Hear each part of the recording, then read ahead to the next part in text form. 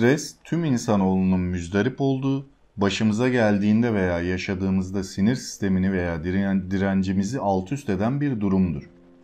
Stres ve hastalık arasındaki ilişki artık iyi kurulmuş ancak her zaman tanınmamıştır. Fizikte stres kelimesi bir kuvvet ve bu kuvvete karşı direnç arasındaki etkileşimi ifade etmek için kullanılır. Ve bu terimi tıbbi sözlüğe ilk dahil eden Hans Selye olmuştur. Stres araştırmasının babası olarak bilinen Selye, kendisinden öncekilerden farklı olarak belirli hastalık, belirti ve semptomlarının araştırılmasını reddetti ve bunun yerine hastalığa karşı evrensel hasta tepkilerine odaklandı. Stres kavramı endokrinoloji, tamamlayıcı tıp, hayvan yetiştiriciliği ve sosyal psikoloji gibi çeşitli alanlarda hem bilimsel hem de sıradan toplulukları etkiledi. Selye 26 Ocak 1907'de Viyana'da doğdu. Babası Hugo Selye, Avusturya Macaristan İmparatorluk Ordusu'nda bir cerrah albaydı ve daha sonra kendi cerrahi kliniğini kurdu. Kliniği yöneten annesi sürekli mükemmellik arayışı ve entelektüel gelişmişliği ile çocuk üzerinde güçlü bir etkiye sahipti. Selye'nin babasıyla sıcak bir ilişkisi vardı ve bir gün babasının cerrahi kliniğinde çalışması kaçınılmaz görünüyordu. Cerrahi işi sürdürmek, tıp geleneğinin ailenin 5. kuşağına kadar sürdürmek anlamına gelir.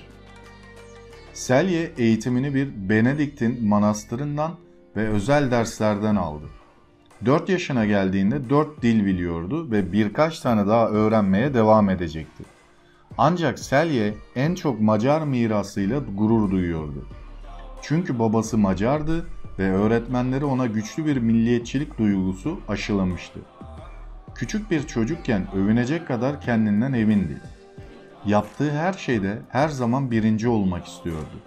Bunlar yetişkinliğe taşıdığı ve öncü işlerinde ayakta kalmasına yardımcı olan kişilik özellikleriydi. Araştırma yoluna giden adımlarına bakalım şimdi. Ailenin cerrahi kliniğini devralmak yerine Selye, araştırma alanında bir kariyer seçti. 17 yaşında Çek Cumhuriyeti'nin Prag kentindeki Charles Üniversitesi Tıp Fakültesine girdi. Tıp doktoru derecesini aldıktan sonra organik kimyada felsefe doktorası yaptı ve bu ona John Hopkins'te Rockefeller araştırma bursu kazandırdı. Ancak Hopkins'teki üniversite hayatını çekilmez buldu ve yurdunu özledi.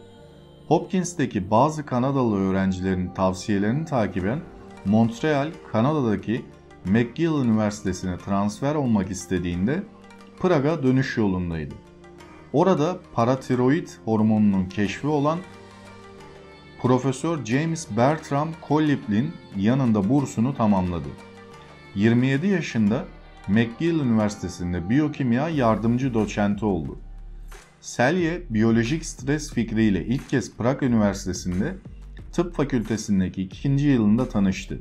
Servis gezileri sırasında her biri farklı hastalıklardan müzdarip olsalar da hastaların sıklıkla ortak şikayetleri olduğunu gözlemlemişti. Bu noktaya kadar öğrencilere 19. yüzyılların sonunda ünlü Alman patolog Rudolf Virchow tarafından aktarılan bir ilke olan belirti ve semptomların belirli bir hastalıkla ilişkili ve spesifik olduğu öğretilmişti. Selye yalnızca öykü ve fizik bulgularına dayanarak doğru tanı koyacağını anlattı. Ancak göz ardı edilen şey tüm bu hastaların ortak noktaları olan yorgun görünme, iştahsızlık, kilo verme gibi genel şikayetlerdi. Ayakta durmaktansa yatmayı tercih etme ve işe gitme havasında olmama, o sadece hasta olma sendromu. Bununla birlikte bu bariz ama güçlü gözlem, Selye'nin her yerde bulunan bu fenomenle ilgili araştırmasını başlatmadan önce yaklaşık 10 yıl boyunca uykuda kalacaktı. Hipotalamus, hipofiz, adrenal sistemi hakkındaki araştırmalarına bakalım şimdi. Selye'nin dehası o zaman hipotalamus, hipofiz ve adrenal sistem olarak bilinen bu karmaşık iç stres işleme mekanizmasından şüpheleniyor ve araştırmalar yoluyla tespit ediyordu. Kısacası bu sistem vücudun stres yaratan bir ajanla savaşmak için ürettiği tepkinin miktarını ve türünü yönetir. Basitleştirilmiş olarak hipotalamus, beyin ve endokrin sistem arasındaki köprü, hipofiz bezine, kafatasının tabanındaki kemiklere gömülü olan hormon üreten bir bez, kan dolaşımına salması için bir mesaj gönderir. Bu sinyal adrenal korteksi böbreklerin üzerinde bulunur. Mevcut ham maddeden başka bir hormon olan kortikoidleri üretmeye yönlendirir. Bu kortikoidler daha sonra vücutta ihtiyaç duyulan yerlere dağılır ve burada stres yaratan bir ajana karşı savunmanın çeşitli aşamalarında kullanılırlar. Bu Selye'nin hedeflerinin meyvesiydi. Kanıtlanabilir biyolojik yasalara dayalı stresin tanımlanması, bazen bir keşif, daha önce hiç kimsenin yapmamış olması nedeniyle kısmen dikkate değerdir. Bu sadece böyle bir keşifti. Selye, Orta Çağ'da keşfedilebilirdi diye yazıyor. Bunun tanınması, karmaşık aygıt parçalarının gelişimine değil, yalnızca tarafsız bir zihin durumuna, yeni bir bakış açısına bağlıydı. Mirası hakkında bilgi verelim şimdi. Gaz ve hipotalamus hipofiz adrenal sistem bilgisi ile birlikte stresin hayatımızdaki rolünü ölçmeye başlamak birdenbire mümkün oldu.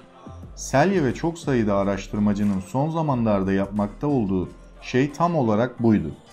Selye neredeyse tamamı stres konusunda olmak üzere 33 kitap ve 1600'ün üzerinde bilimsel makale yayınladı. Pek çok bilimsel metni arasında stres hakkında eğitmeyi amaçlayan bir avuç popüler kitapta yazdı. Bunların en popüleri stres sendromunun kökenlerinin ve derinlemesine bir açıklaması olan The Stress of Life idi. Selye 1945'ten 1970'lerin ortalarında emekli olana kadar Montreal Üniversitesi Deneysel Tıp ve Cerrahi Enstitüsü'nde profesör ve yönetici olarak görev yaptı. Ama aynı zamanda sağlık konusundaki görüşleri 2. Dünya Savaşı'ndan sonraki 10 yıllarda bedene ve zihne bakış açısını değiştirmeye yardımcı olan bir tür felsefi lidere dönüştü. Selye kolayca esenlik temsilcisi rolüne geçti ve muhtemelen tıp grubuyla olduğu kadar dini bir grupla konuşması istendi. Sık sık sevginin değerinden ve başkalarına yardım etmenin kendi iyiliğimizdeki temel öneminden söz ederdi. Kariyerinin hiçbir noktasında kimsenin normal bir bilim insanı vizyonu değildi. Ama o gerçekten de bir yenilikçiydi ve öğrencileri ve meslektaşları onun fikirlerinden ardından çalışmaya devam ederken ölümünden yaklaşık 20 yıl sonra etkisi hala arkasında uzanmaktaydı. Stresin uyarlamasına bakalım şimdi. Selye iki bileşenden oluşan stres fizyolojisini de kavramlaştırdı. Bir dizi tepki olarak genel uyum sendromu ve devam eden dinmeyen stresten patolojik bir durumun gelişimi, Selye'ye göre genel uyum sendromu 3 fazlıdır. Alarm reaksiyonu. Vücut adapte olmadığı bir stres etkenine tepki verir. Bu evre şok evresine yanıt olarak bir şok evresi, şaşkınlık hali, pasif ötekilik belirtileri ve bir karşı şok evresi, vücut kendini saldırganlığa karşı savunur kısmını içermektedir. Direnç evresi. Karşı şok evresinin devamı organizma uzamış stres etkenine uyum sağlar. Tükenme aşaması. Vücudun stres etkeninin neden olduğu uyarana uyum sağlamayı bıraktığı eşik. Bu aşama vücudun tükenmesine yol açar ve ciddi rahatsızlıklara ve hastalıklara, hatta ölüme yol açabilir. Bu evreler büyük ölçüde glandüler durumlar temelinde kurulmuştur. Selye ayrıca dürtüye bağlı olarak örneğin negatif mi, pozitif mi olduğu gibi farklı stres türleri olduğunu keşfetti. Selye, stresin diğer fiziksel tepkilerden farklı olduğunu, çünkü tetikleyici dürtünün olumlu ya da olumsuz olmasının aynı olduğunu savundu. Negatif strese sıkıntı ve pozitif strese eustres adını verdi. Negatif stres dengeye geri dönüşe izin vermez, ancak vücudun uyaranların neden olduğu sıkıntı durumunu besler. Bununla birlikte olumsuz bir stresi pozitif veya alarm stresine dönüştürmek mümkündür. Vücut adapte olmadığı bir stres etkenine tepki verir. Ayrıca Selye, vücudun stresle başa çıktığı bir sistem olarak hipotalamik, hipofiz ve adrenal eksen sistemini tanımladı. 1936 yılında ilk bilimsel eserinin yayınlanmasından bu yana Selye, stres konusunda 1700'den fazla eser ve 39 kitap yazmıştır. Selye'nin en önemli eserleri 1956 yılında yayınlanan The Stress of Life'tır. Tütün tartışmasına bakalım şimdi. Son yıllarda Selye'nin 1950'lerden ölümüne kadar tütün endüstrisi danışmanı olarak çalıştığı, araştırması için geniş fonlar aldığı ve tütün endüstrisi tarafından ödenen sigara karşıtı kampanyalarda yer aldığı ortaya çıktı. R.J. Reynolds'ın diğer bilim adamlarını işe almasına yardımcı oldu ve endüstri avukatlarının Selye'nin daha sonraki akademik makalelerinden bazılarının ifadeleri ve içeriği konusunda yardımcı olduğuna dair de kanıtlar vardır.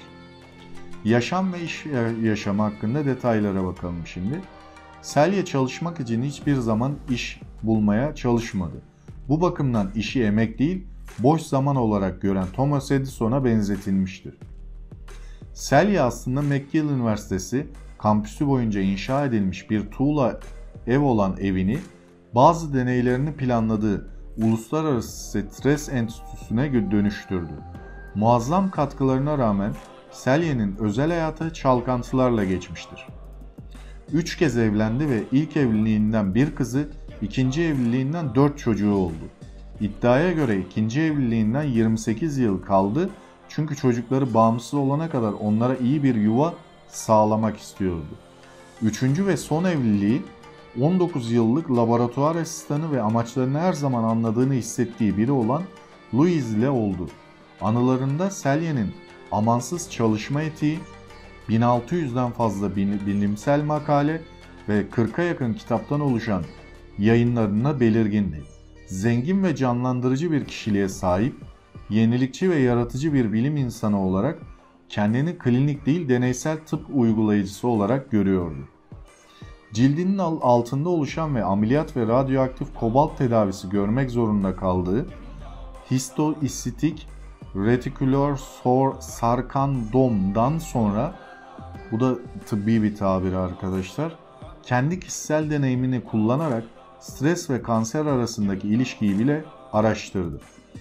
1949'da Nobel ödülüne aday gösterildi, birçok ödül kazandı ve en iyi bilinen kitabı da The Stress of Life'ı yayınladı. 1956'da Montreal Üniversitesi Deneysel Tıp ve Cerrahi Enstitüsü'nde profesör ve yönetici olarak bir noktada 40 laboratuvar asistanını yönetti ve 15.000 laboratuvar hayvanı ile çalıştı. 1975'te Uluslararası Stres Enstitüsü'nü kurdu ve Hans Selye Vakfı ile Kanada Stres Enstitüsü'nü de kurdu. Selye 16 Ekim 1982'de 75 yaşında Montreal'de öldü. Ne yazık ki ölümünden sonra bir skandal ortaya çıktı. Araştırmaları için birkaç yıl boyunca danışman olarak çalıştığı Tütün Enstitüsü'nden geniş bir fon aldığı söylendi. Bu durum açıklık kazanmadı, ancak Selye'nin başarıları ve insanları tedavileri tütün endüstrisindeki bilinmez durumu yok etmektedir. Bildiğiniz üzere yaşadığı dönemlerde sigaranın zararları tam anlamıyla da bilinmemekteydi. Evet, ilginç bir hayatı olan Hans Selye, yani stres teorisinin kurucusunun biyografisine bakmış olduk. Çalkantılı bir hayatı var. Zaten sonlara doğru anlıyorsunuz bunun çalkantı kısmını. Ve bu makalede de tarafsız olarak bütün bilgilere de yer vermek istedim. Ve dikkat ettiyseniz tütün endüstrisi de bu sigaranın zararlarının tam olarak bilinmediği dönemde Selye'nin ismini kullanıp aslında ölümünden sonra da neredeyse hani yaptığı başarıları silmeye kadar götürmüş diyebiliriz bunu. Ama maalesef silememişler, çünkü silemezlerdi. Çünkü Selye'nin ben bu makaleyi ve belgeseli izledikten sonra iyi niyetinden bir ne denir yani böyle bir şüphe duymadım. Neden? Çünkü hakikaten o yaşadığı dönemde sigaranın zararları bilinmiyordu ve bilmediği bir şeye belki hani reklam amaçlı ya da bir şekilde o endüstrinin reklamlarını kullanmak amaçlı Selye'ye teklif etmişlerdir ve Selye de kabul edip buna dahil olmuştur. Bu yönden de bir bilim insanını kötülemek tabii ki çok yanlış olur diye düşünüyorum ben. Sadece hayatında ve biyografisinde buna yer vermek istedim.